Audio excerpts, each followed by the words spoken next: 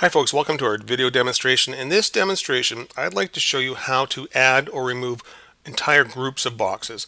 By default, we'll probably always have 3 groups of boxes, whether there's 4 boxes or 3 boxes per group, but we'll probably always have 3 because it gives a little bit of an easier demonstration and something better for you to start with. But most people will maybe you won't need 3 groups, you just need 2, or maybe you need more. So what we'll do is I'll show you how to reduce the number of groups to 2, and then we'll add a couple more groups so you have 4 or 5, right? And if you didn't want this to be animated, you could actually reduce it to 1 and just have the 4 boxes sitting there all by themselves, and then it wouldn't scroll from one to the other. But let's get started. Let's go into Dreamweaver, and I've just opened up my Infobox carousel page here, so I'm just going to put that in the design mode for a second, actually code view for a second here, and scroll up to the top. If you haven't looked in the code view before, the groups of boxes are labeled with comment tags, starting with a first group of 3, and we scroll through, it shows all the thumbs, then it sort of has a first group of 3 to close it off, and then a second group of 3,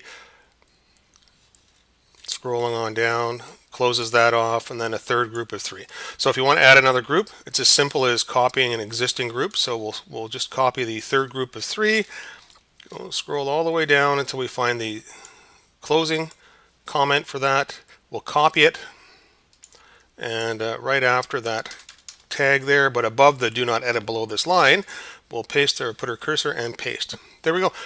We've now copied in a fourth group.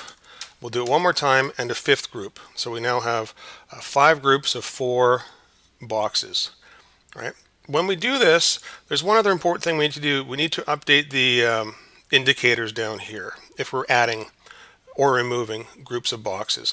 To do that, we're just going to scroll up to the top of the page.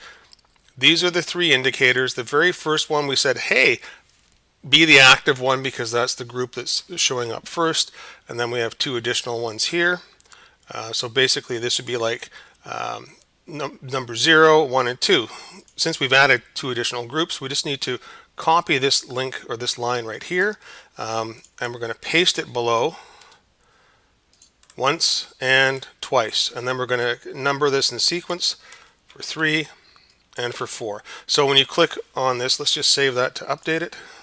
There we go. Now we see the 5 indicators. So when you click on the 4th indicator, it'll scroll over to the proper group.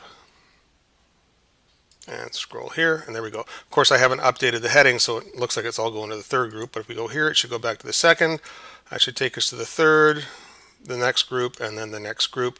And this will take us back to the 1st group. Okay, so that's adding groups. Removing groups, the same thing, but in the opposite direction. First of all, we had, there we go, we had 3. We're going to remove an indicator because we only need 2 if we're going down to 2 groups. And then we just remove the group we don't need. Most likely it'll probably be the 3rd group. So we'll just delete the entire group like so. Oh, there's the 3rd group right there. My bad. So we're going to look for the 3rd group of 3, and we're going to scroll on down. There's the 3rd group of 3, and delete. Right? And because we copied it in before, we copied it in a couple times, we'll just delete the extras as well. So you can actually, like I said, you can get down to just 1 group, and they just won't animate. They'll just be sitting there on the page, which is what many people will probably end up doing anyways, because you won't need more than 4 or even 3. But it's a good way to update and use that extra navigation tool to really attract your visitors' attention to the important pages in your site.